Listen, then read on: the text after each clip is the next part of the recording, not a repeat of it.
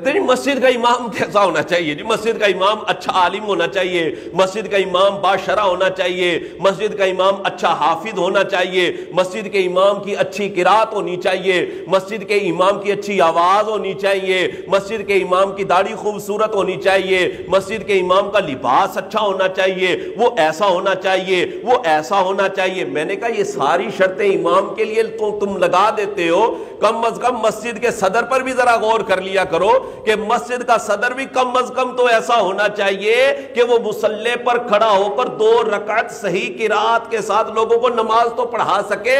مسجد کا صدر کم از کم ایسا تو ہونا چاہیے کہ وہ فاسق معلن نہ ہو، وہ داڑھی منڈا نہ ہو۔ مسجد کا صدر، مسجد کی انتظامیہ کا ممبر کم از کم ایسا ہو کہ وہ 5 نمازیں باجماعت پڑھنے والا تو ہو۔ مسجد کی انتظامیہ اور مسجد کا صدر کم از کم ایسا ہونا چاہیے کہ وہ فاسق معلن تو نہ ہو، وہ اعلانیہ فسق کرنے والا تو نہ ہو۔ ہم لوگ کیا دیکھتے ہیں جناب؟ یہ مالدار ہے جناب، یہ حاجی صاحب ہے جناب، ہم نے جناب اٹھایا اور ان کو مسجد کا صدر بنا دیا، مسجد کی انتظامیہ کا ان کو ممبر بنا دیا، ان کو خزانچی بنا دیا۔ کم از کم ان کا ٹیسٹ تو لینا چاہیے، جس طرح ہم امام کا تو ٹیسٹ لیتے ہیں کہ امام کو یہ آتا ہے، امام کو یہ نہیں آتا۔ ہم مسجد کا امام بنانے کے لیے تو ٹیسٹ لے لیتے ہیں۔ وہ بھائی مسجد کا صدر بنانا یہ بھی ایک کام ہے۔ جس طرح ہر بندہ امام نہیں بن سکتا، اسی طرح ہر بندہ مسجد کا صدر اور مسجد کا خزانچی بھی نہیں بن سکتا، مسجد کی انتظامیہ کا ممبر بھی نہیں بن سکتا۔ ہاں، ہر بندہ نہیں بن سکتا۔ کم از کم ان کو وقف کے مسائل تو آنے چاہیے۔ وقف کے مسائل کا پتہ ہی نہیں ہوتا۔ ہوتا کیا ہے جناب؟ مسجد کی چیزیں اپنی ذاتی استعمال میں لائے جا رہے ہیں۔ مسجد کا چندہ جناب کوئی قرض دے دیتا ہے، صدر صاحب جناب فلاں بندے کو قرض دے دیا جی، انہوں لوڑ سی میں انہوں دے چھڑے ہیں جناب۔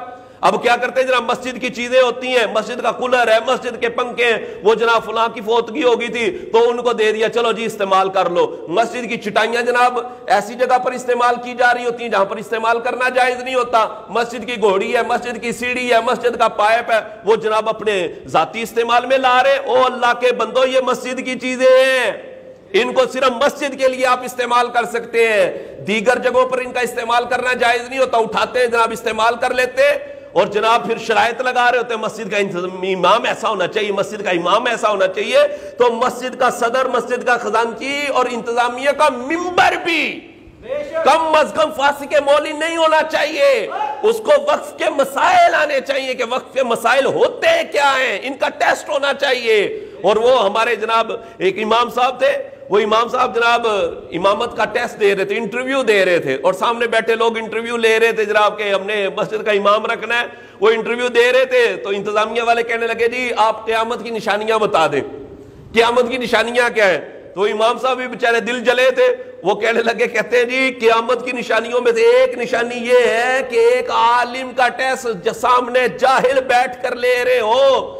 یہ بھی قیامت کی ایک نشانی ہے کہ عالم کا ٹیسٹ جاہل لے رہا ہے، یہ بھی تو قیامت کی نشانی ہے۔ یہاں جناب امام کا ٹیسٹ کون لے رہا ہے؟ وہ جاہل انتظامیہ لے رہی ہوتی ہے۔ او اللہ کے بندو، ہر بندہ جو ہے وہ انتظامیہ نہیں بن سکتا، ہر بندہ مسجد کی انتظامیہ کا ممبر نہیں بن سکتا، ہر بندہ مسجد کا صدر نہیں بن سکتا۔